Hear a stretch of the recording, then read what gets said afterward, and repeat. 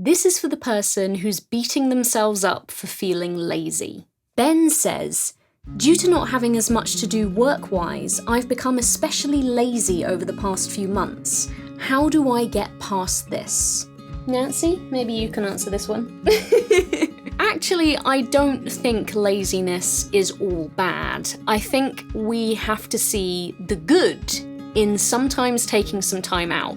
I especially am a culprit for just not relaxing. I've got to be doing something all the time, and some of my closest friends are always reminding me, hey, Fern, you're allowed to put your feet up from time to time, be more Nancy, and just enjoy yourself. I definitely think that there is something to be said for having some time off, because sometimes when we do that and then we go back to something, it's actually even better than it was if we just stubbornly tried to push through. So don't hate yourself too much for being lazy.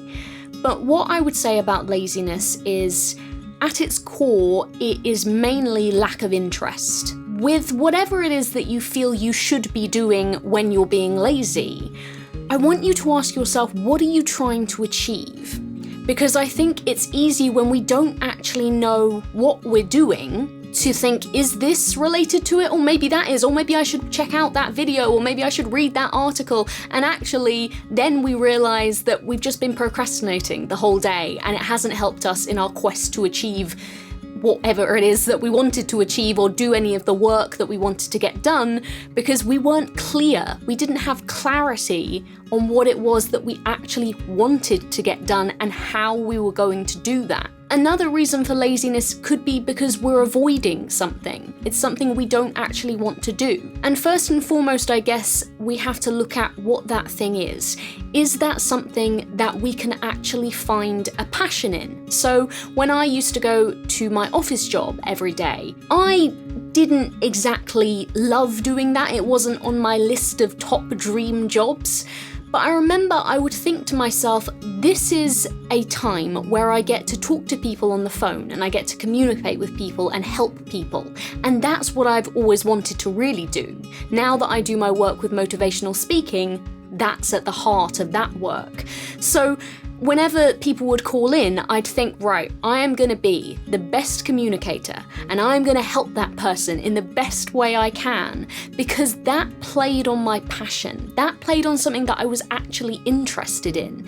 It's switching it around so that you get something out of this thing, even if it's something you don't particularly enjoy.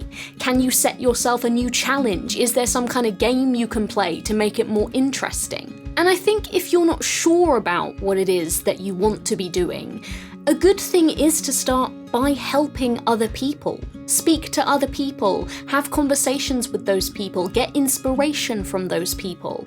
A great way to fill your time with doing something productive when you're not sure what the productive thing is that you want to do. If you really want to feel less lazy, just give to people. There are so many people who need your help. You have a talent that they could utilize.